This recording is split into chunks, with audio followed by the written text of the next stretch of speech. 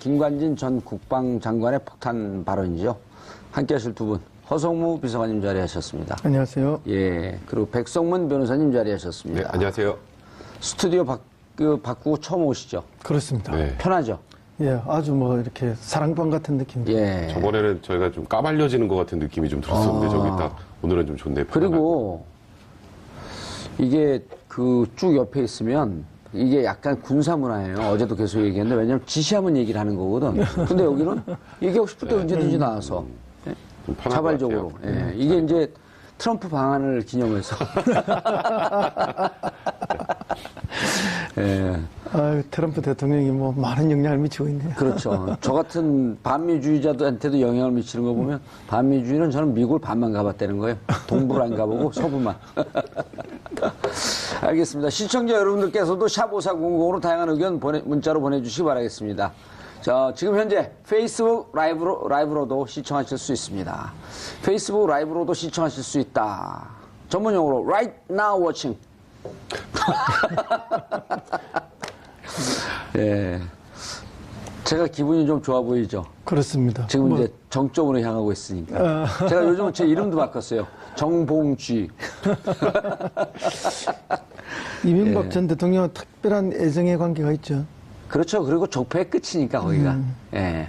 어찌 보면, 어제, 그저께 한 며칠 전에 지금 오선하고 있는 선배하고 통화를 했더니 이런 얘기를 해요, 재밌게.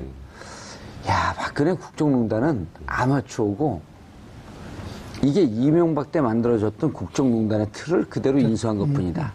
이명박 걸 들여다보니까 저거는 진짜 전문 지능범죄 수준이다. 비슷한 느낌 아닌가요? 아, 동의합니다. 예. 그런데 이제 공적 조직을 어떻게 활용해서 쓸 것인가에 대해서 뭐 아주 감각을 탁월한 거죠.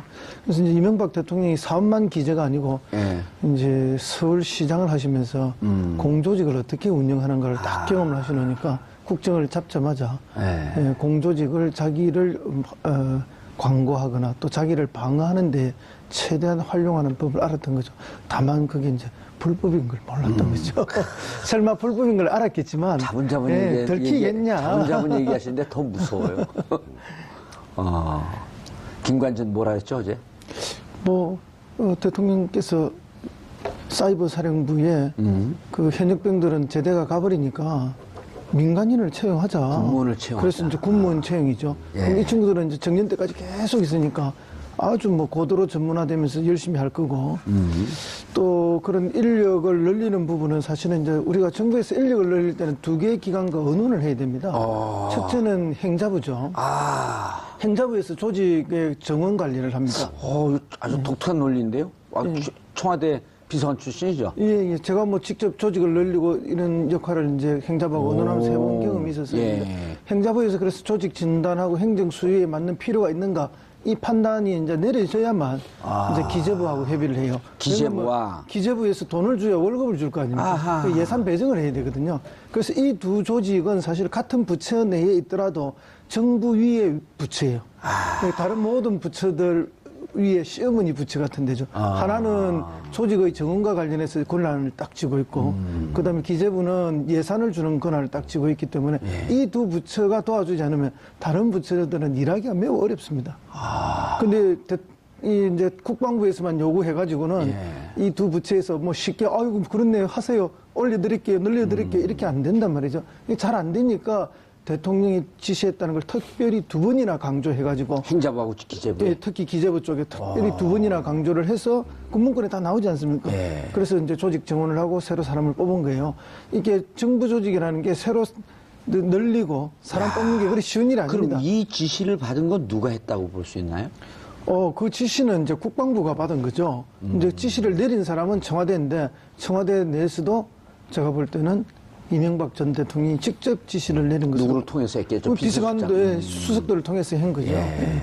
그러니까 이제 마지막 그 명령권자 이명박 대통령이라는 게 서서히 이제 지금 드러나고 있는 것이 아닌가. 그러네. 백승 변호사님, 네. 그 청와대 출신이어서 네, 아주 확실히, 깨알 같은 그러니까요. 알찬 정보. 1년 동안 제가 보는 중에 가장 더 좋은 알찬 정보. 평상시에도 좋은 정보를 많이 양산하시는데, 우리가 또 청와대는 그 근처 칼국수집까지만 가봤거든요. 수제비집까지 가신 거죠? 아, 수제비집. 네. 아니, 그러니까 진짜 이 행자부와 기재부의 동의 없이는 네. 군무원 70명을 지원할 수 없었을 네, 것이다. 그렇죠.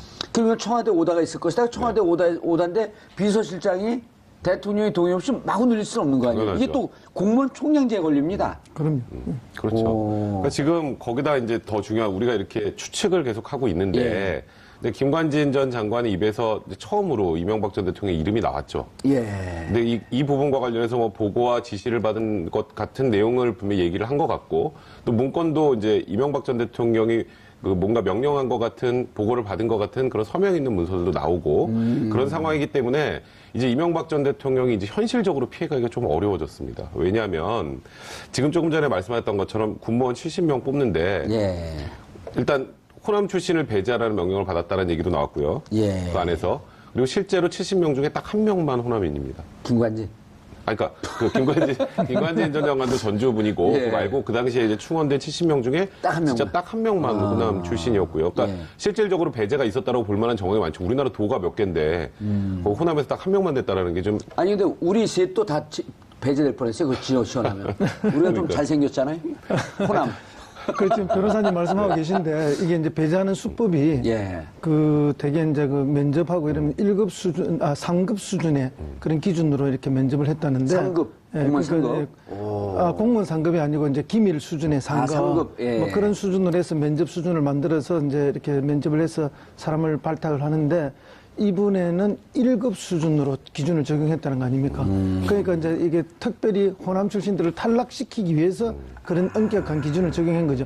그렇게 해서 면접을 하면서 호남 출신들한테는 면접 점수를 아주 나쁘게 줘가지고 다 배제시켜버린 거죠. 그러니까 지금 말씀하셨던 것처럼 그렇게 배제시키는 건 이거는 뭐 명백하게 그냥 직권남용입니다. 직권남용. 헌법상 직권남용죄에 해당할 수밖에 예. 없고요. 이 부분에 관련해서 이명박 전 대통령이 지시를 했다면 그건 직권남용의 교사범 혹은 공동정범이 되는 거죠. 김관진 장관하고. 그리고 이 사이버 사령부에서 했던 내용들 우리가 말로 하기도 낯뜨거운 내용들 엄청나게 많았지 않습니까? 예.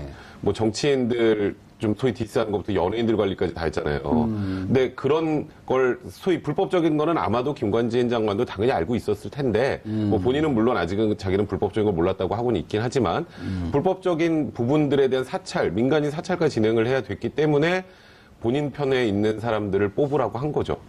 거기에 뭐 정봉주 의원 같은 분은 한번 쓱 들어가면 그거 어떡하시겠어요? 큰일 나죠. 그러니까요. 그러니까 제가 거기 동화되죠. 하여튼 그러니까 이런 소위 안 좋은 것, 불법적이라는 걸 알고 있기 때문에 여기에 우리와 성향이 다른 사람이 하나라도 들어오면 난리가 나는 거예요. 그 이유가 있네요. 이제 그러니까 우리와 성향이 동일한 사람들만 뽑아라.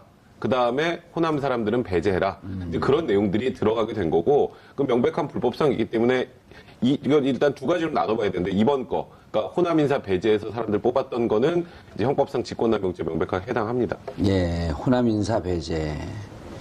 야, 근데 오늘 제가 이제 이쪽 또 우리 정보원들 이분들하고 얘기를 해보니까 이제 지금 누구죠? 사이버 사령부의 김관진. 네.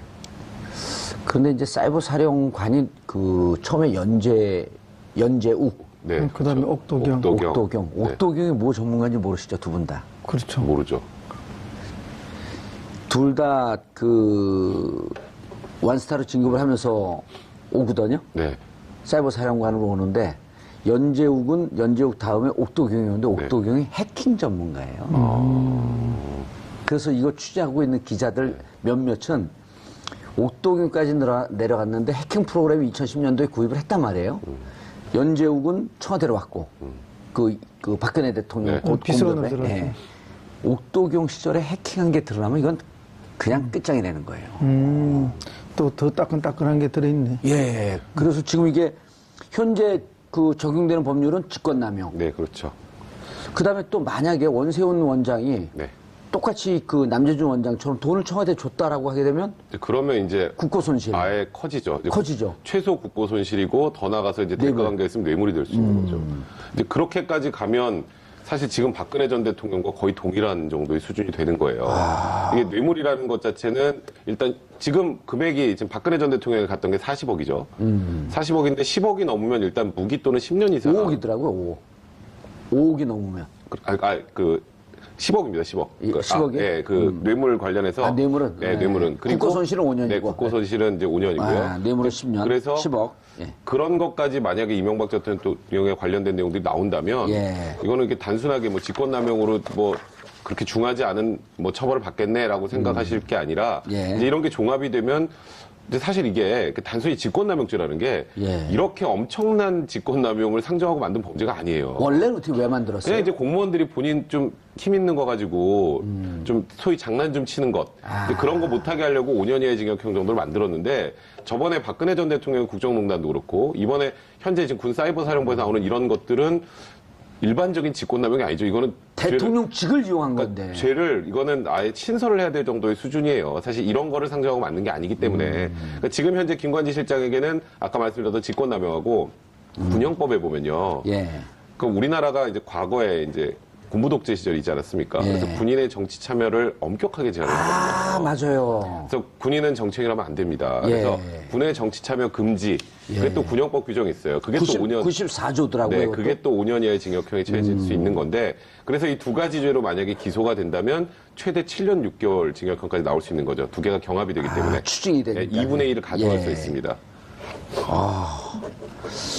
이게 다른 분들 감옥 가려면 가족들도 불행해지고 주위 분들이 불행해지는데 저희는 방송하는데 이렇게 힘이 나는 이유는 뭘까요?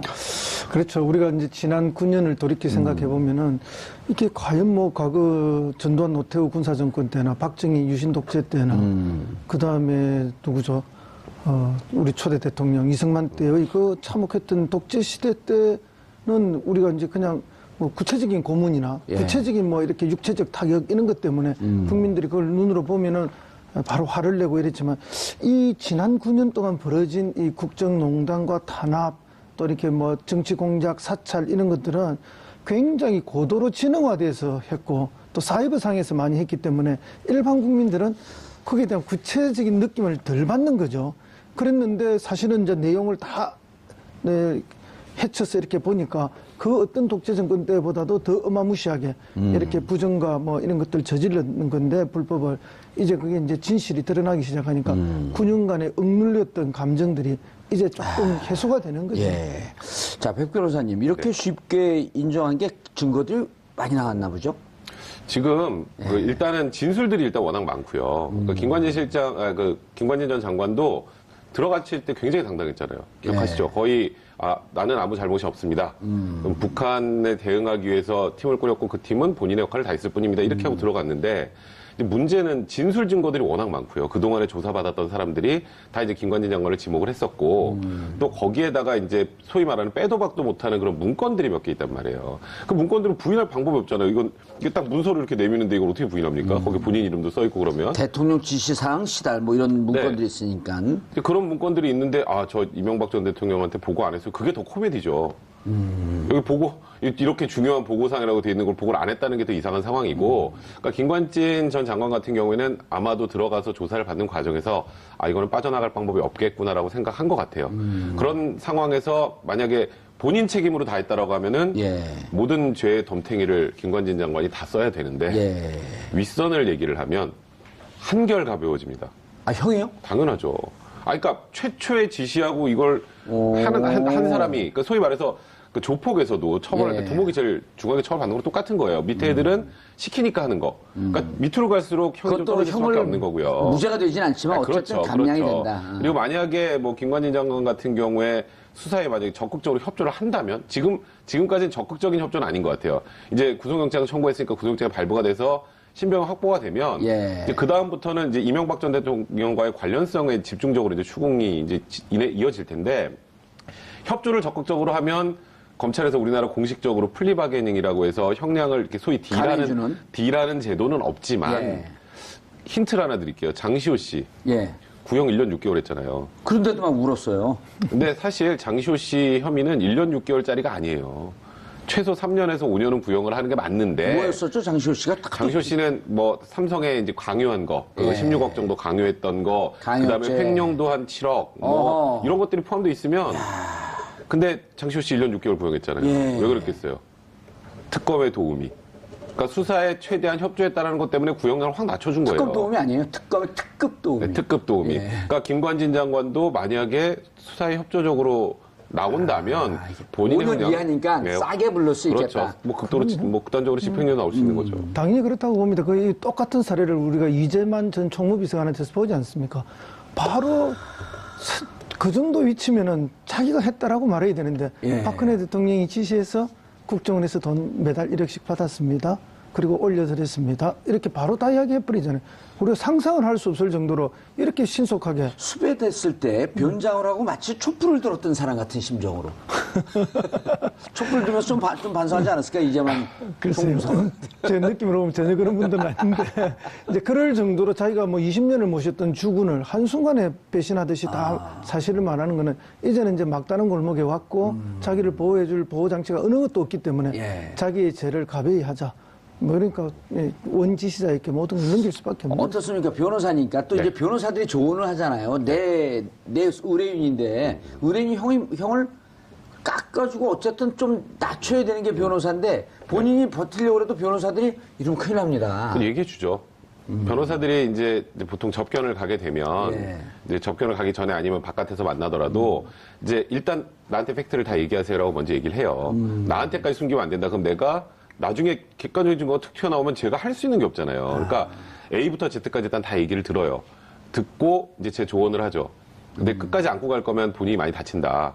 그런데 이 사실 진실을 뭐 얘기를 하게 되면 이건 충분히 참작이 될 것이고 지금 예를 들어서 객관적인 증거가 많이 나와 있는 상태에서 부인을 하면 할수록 나중에 그 판결문에 한 줄 딱 들어가요. 반성을 하지 않는다. 그게 이제 양형에 이제 안 좋은 가중인자가 된단 말이에요. 그러니까 올라가는 거죠. 어차피 형만 세게 받고 본인도 못 빠져나가고 윗선도 못 빠져나갈 거라면 그럼 객관적인 사실, 팩트를 이제 검찰이 진술하고 수사에 협조하는 게 일단 최대한 형을 낮추는 데 도움이 된다 이렇게 조언을 하죠. 그러니까 이재만 총무비서관 같은 경우에도 이게 만약에 이재만, 안봉근, 정호성 비서관 선에서 딱 받고 끝난 거면 이 세 명은 최소 5년에서 10년은 살아야 돼요.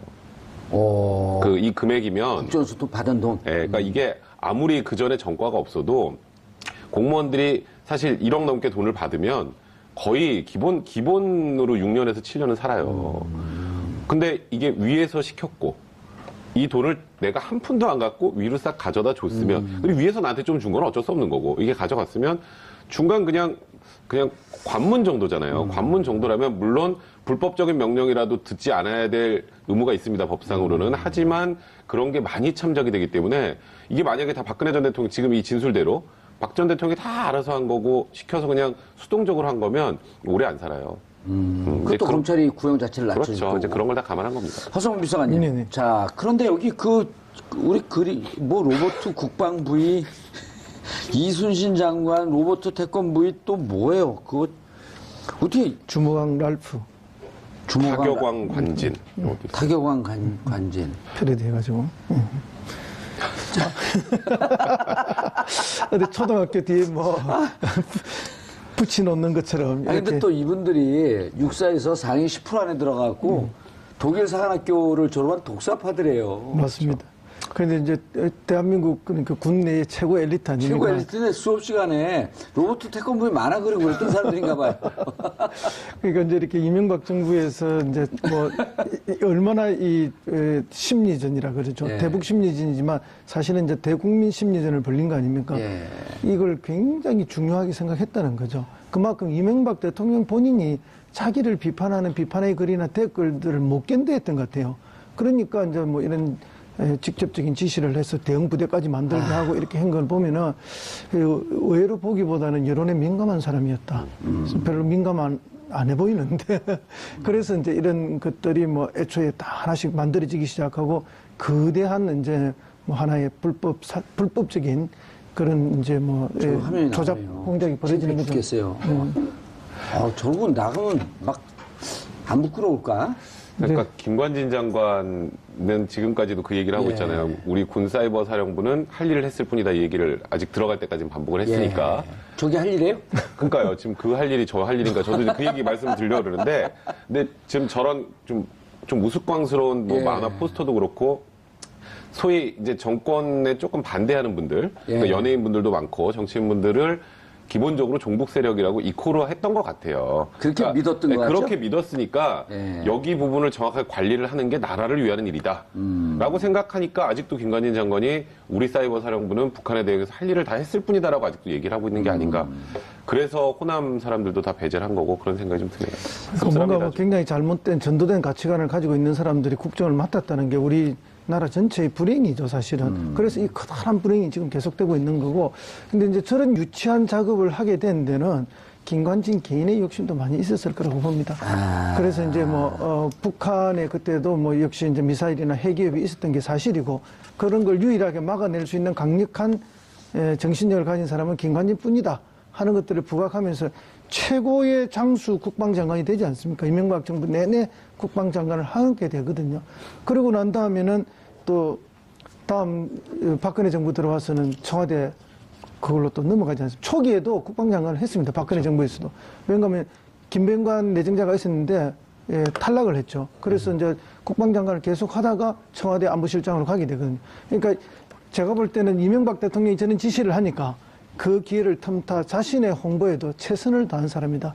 그래서 최장 국방장관에다가 그 다음 정권 바뀌어서도 장관을 계속하고 또 그 다음에 안보실장까지 가는 자기 영광을 만들어간 사람이다. 아니 저런 게 나오면 좋아할 사람들 초등학생들밖에 없는데. 예? 보수적인 또 저 유권자나 지지자들은 또 네. 같이 저런 걸 손뼉치고 좋아해요? 좋아하시겠죠. 또 좀 친근하게 느껴질 수도 있잖아요. 지금 이런 그림들을 보면 예. 제가 잘했다는 게 아니라 이 포스터를 보고 있으면 그냥 김관진 장관이 좀 이렇게 좀 날카롭게 생겼잖아요. 그러니까 그 좀 편안해 보이는 이미지나 좀 그런 것도 줄 수 있다고 생각했겠죠. 본인이 대선 출마의 뜻이 있었어요. 로버트 대선 부의 뭐 이런 거 가지고 왜 태권 부의라 그래요?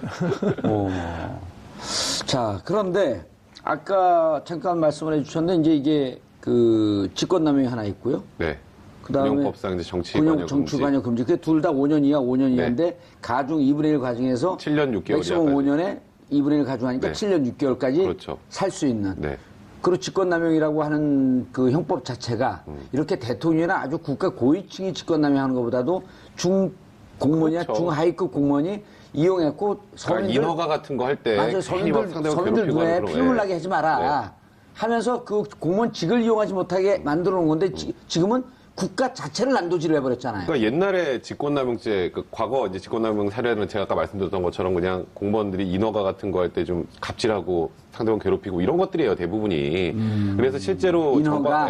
그러네요. 전과가 없으면요, 대부분 집행유예요. 직권남용은. 그리고 기소도 안 되잖아요, 그냥. 그렇죠. 그러니까 뭐 기소가 되더라도 집행유예 정도로 끝나는 경우가 많은데 이제 문제는 이번 직권남용은, 그러니까 우리가 작년부터 보고 있는 이 직권남용, 박근혜 전 대통령의 국정농단도 그렇고, 지금 이제 군사이버사령부에서 했던 이런 것들은 제가 알고 있는 형법의 직권남용 수준을 넘어선 거기 때문에, 그래도 이제 일단 처벌을 하기 위해서는 법 규정이 있어야 되잖아요. 그 행동을 했을 때. 그 법 규정대로 할 수밖에 없기 때문에, 통상적인 다른 직권남용 사건보다는 구형량도, 선고량도 커질 수밖에 없는 사건이 궁금한 게 이거 5년 이하의 징역이면 구형을 5년 이상은 못 하나요? 못 하죠. 5년까지만 네, 하고 그렇죠. 그리고 이제 재판부가 이쯤이면 무척 악질적이기 때문에 5년 구형에 5년형이 나올 가능성이 그럴 수도 있는 거예요. 이 정도 직권남용이라면 통상 전과 없는 직권남용 범죄 초범 같은 경우 제가 말씀드렸던 것처럼 대부분 집행유예로 풀려나나 이번 사건 같은 경우는 사실 국기문란 수준이잖아요. 이 정도 되면. 그렇죠. 그렇기 때문에 이런 거는 그 형법 규정이 그렇게 돼 있어서 더 몰려치지 못할 뿐이니 이제 구형이나 이제 선고량이 통상적인 직권남용보다 높을 가능성이 많은 거죠. 자 이제 뚝은 무너진 것 같아요. 네네. 떼면서 이제 돌이 하나 빠지기 시작했는데 그 돌이 꽤 그 치명상을 입힐 수 있는 그런 돌이 빠졌는데 몇 년 사셨죠?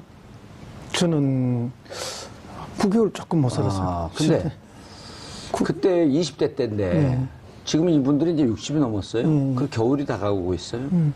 그래도 뭐 요즘이야 뭐 시설이 좋아져가지고 시설 열선도 깔려 있고. 예, 그 가서 오래 사시라고. 예. 저희 때야 뭐 아예 마룻바닥에 담요 한 장 깔고 그럼요. 이불 하나 덮고 자는데. 자다 보면 쥐가 나가서 갔다 왔다 또 화장실로 그리고 뭐 들어가고. 화장실도 수세식이 아니잖아요. 예. 밑에서 냄새가 올라오는데 마개로 막아놓고 그런 상황이었고 뭐 겨울에 일어나면 마고는 쿵쿵 소리 안 들려 밤에? 쥐가 그걸 들이받는 거에 나오려고. 그거는 이제 저 밑에 근데 1층은 그렇고 2층 쪽에 있는 사람들은 좀 덜하죠. 예, 2층은 쥐가 없어요. 근데 예. 교도소는 쥐가 많았어요, 이상하게. 저는 다행히도 2층에 있었습니다. 교도소는 왜 쥐가 많죠? 글쎄요. 뭐 잔반 처리 이런 것 때문에 문제가 좀 안 있겠습니까? 근데 이제 쥐. 지금 그때야 뭐 겨울에 방에 얼음이 꽝꽝 얼어 있고 그렇잖아요. 그러면 주전자 안에. 잡수통이 다 얼고. 그런데 이제 지금 워낙 그때 비하면 좋아졌어. 특히 좋아지게 된 이유가 그때 양심수들, 정치범들이 들어가서 수없이 투쟁을 했잖아요. 예. 이 재소자들의 인권을 보장하기 위해서 더 나은 시설, 더 나은 조건을 요구를 많이 했고, 그것 때문에 좋은 시설에 좋은 대우를 지금 받고 있는데, 그 혜택은 이제 뭐 국정농단 세력들이 다 혜택은 받게 되는 거죠. 자, 이명박 전 대통령의 대응이 궁금해요? 뭐 지금 공식적인 대응이 거의 없었죠. 예. 뭐 한두 번 뭐 대통령은 바빠서 그런 갈 시간이 없는 사람이다 이런 이야기 한 번 한 적이 있고. 예. 그다음에 그게 뭐 정무수석 했나요? 김두호. 예. 예. 이분이 한국일보인가 어디 기자 출신이죠? 조선일보 아닙니까? 조선일보인가요? 조선일보인가요? 저 정확하게 저는 그 메이저 신문의 기자 출신 맞습니다. 뭐 예전에 제가 조선일보에서 이분이 쓰는 칼럼도 많이 봤던 것 같은데 그분이나 생각이 듭니다. 이분도 서울구치소에 있었어요. 그분은 뭐 그때 뇌물이나 뭐 돈과 예. 관련돼서 좀 들어가 계시지 않았나요? 이분이 서울구치소에 있는데 면회 대기하고 있는데 저도 변호사 접견 대기하고 있는데 제 옆에 앉아갖고 전 묻지도 않는데 안녕하세요 그러더니 전 잘 모르잖아요. 김두호입니다. 근데 그때부터 얘기를 하기 시작을 해요.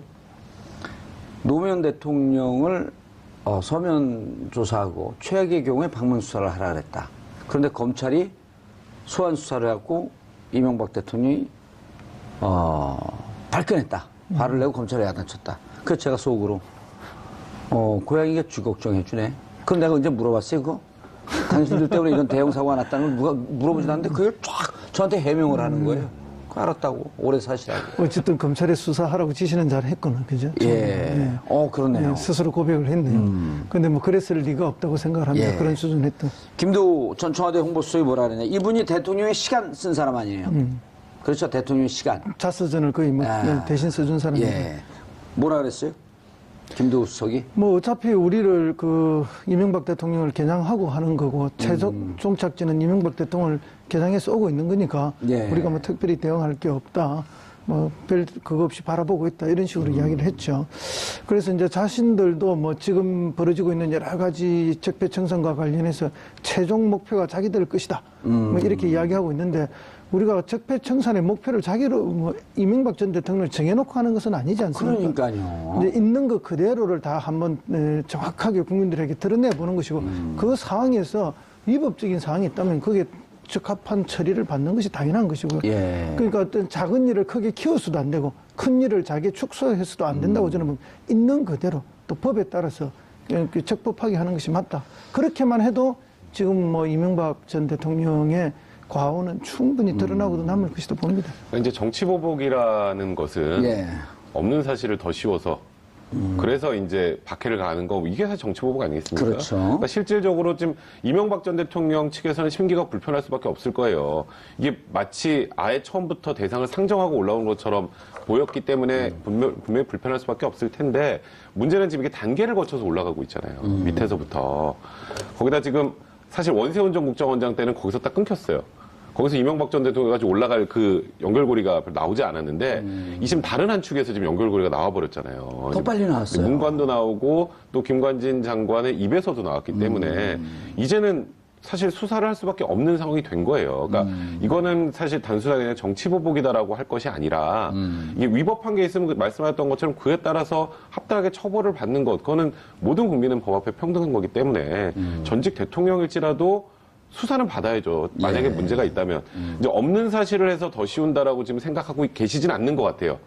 지금 내용들을 보면. 네, 그러니까 왜 적폐라고 하는 게 절묘하게 MB 때만 있었는지 모르겠다 이런 얘기들을 하시는 걸 보면.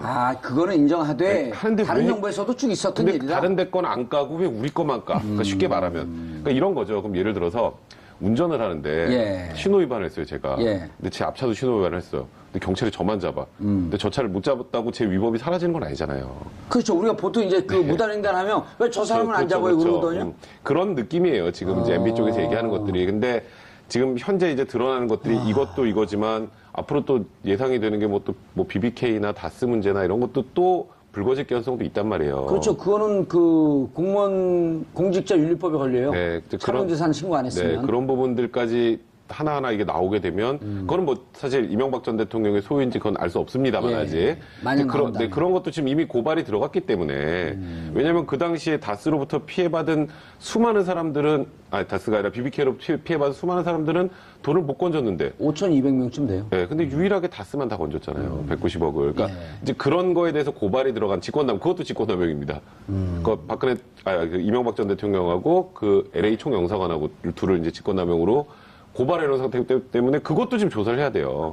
그것도 크네요. 진짜. 그러니까 지금 그런 것까지 합치면 이게 이명박 전 대통령이 이제 머지않아 검찰에 나와야만 될 상황으로 자꾸 이제 현재 상황이 그렇게 진행이 돼가는 것 같습니다. 지금 이 김두 수석의 반응이나 이런 걸 보면은 정치법 없는 걸 갖고 우리를 더 씌운다 이런 느낌은 아니고 왜 다른 데도 있는데 우리만 갖고 그러니까 그러냐? 노무현 정권, DJ 정권 예. 그때도 있었을 거 아니야. 그때 것도 그럼 다 까자.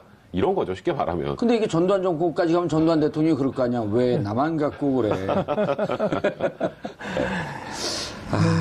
야, 이게 인정하는 수순이네요, 진짜 보면은. 그렇죠. 뭐 그 사실이 있었다는 것 자체를 지금은 부인할 수 없는 상황으로 몰려 있는 거 아니에요. 예. 다만 근데 이제 전직 대통령과 관련해서 이렇게 강하게 하는 것은 뭐 정치 보복이다 이런 논리인데 예. 동의할 수 있는 국민이 누가 있겠습니까? 자기들을 지지하는 극단적 일부 세력 외에는 뭐 아무도 동의하지 않을 거라고 봅니다. 자, 남재준 원장도 이제 이게 어쨌든 또 다른 실말인데 남재준 원장도 또 여기도 또 줄줄이 사탕 아니에요. 그럼요. 이게 이제 여기 이제 NLL 그 정상회담 회의록 그 유출한 게 있단 말이에요. 그 발췌본을 지금 남재준 국정원장의 지시로 예. 그렇게 만들어서 유출했다는 거 아닙니까? 근데 그 남재준 원장 때인가요? 그게 아니잖아요? 발췌본을 처음 만든 건 2009년도. 그 전에 만들었는데 이제 국회하고 뭐 이렇게 공개화할 때의 이제 지시는 남재준이 했다는 거 아닙니까? 예. 그러니까 이제 그 전에는 그게 나왔지만은 그것이 이제 뭐 김무성 전 대표 이야기처럼 찌라시에서 봤다. 예. 어디 찌라시에 들어있는 내용이다. 이런 식으로 이야기가 되는 것이었지만 이제 공식적인 문서로서 이야기되는 건 남재준 원장의 지시로 뭐 국회에도 제출이 되고 이제 언론에도 공개가 되고 예. 그런 거니까 그 부분에 있어서도 이제 처벌을 피하기가 어렵고 그다음에 이제 댓글 관련해서 어쨌든 뭐 이렇게 압수수색할 때 가짜 사무실을 만들고 또 재판이나 진술할 때 이제 거짓으로 하게 하고 방어하게 하고 하는 이런 것들에 있어서 총체적 지시를 결국 남재준 전 원장이 했다는 거 아닙니까? 예. 그러면 이건 뭐 또 어마어마한 죄가 되는 거죠. 자, 마지막으로 이제 저희가 꼭 짚고 넘어가야 될 게 있어요. 국정원 그 MBC. 이게 복잡해요, 이제. MBC로 끝났어. 이게 그 조선 왕들 기록 외우기도 힘든데 그것 때문에 제가 대학을 계속 떨어졌거든요. 뭐 태종 태세문단세 예성 이걸 못 외우겠어 저는. 근데 이 지금 적폐 특히 댓글 네. 무슨 블랙리스트 네. 돈 이런 거 하면 이게 MB 시절에 국정원인지 박근혜 시절에 국정원인지 이게 맥이 다 있는 것 같아요. 네. 일정하게. 자 그런데 추명호 국장의 1차 구속영장이 기각됐다가 네, 구속이 됐죠. 이제. 구속이 됐어요. 네. 그런데 이석기 누구죠? 이석수. 이석기는 큰일 날 뻔했네. 그렇죠. 이석수. 예, 이석수. 특별감찰관. 이석수 특별감찰관에 대한 사찰 보고를 직보했다 우병우에게 그 근거가 나왔잖아요. 네. 그래서 지금 우병우 수석도 지금 출국금지에 걸려 있는 출국금지가 상황입니다. 되어 있고요. 그러니까 검찰이 이번에는 돈은 안 줬을까요, 돈? 그건 이제 확인해 봐야죠. 우리가 이게 국정원에서 돈이 갔는데 예. 정무수석들한테만 갔다고 지금 천재까지 나왔잖아요. 근데 또 어떤 일간에서는 모든 수석들한테 돈이 건네졌다는 얘기도 지금 나오는 상황이라 예. 이게 그 당시에 지금 조윤선 그 정무수석 시절에는 이 추명호 국장이 전달을 했다라고 지금 일단 알려져 있거든요. 예. 근데 추명호 국장이 누구 사람이에요? 우병우요. 근데 우병우 수석은 안 주고 조윤선 수석만 줬을까? 돈을 우병우 수석이 관리하고 우병우 수석 떨어 줬다 그러고. 합리적 의문이 생길 수밖에 없기 때문에 그 부분에 대한 조사도 이루어질 거고요.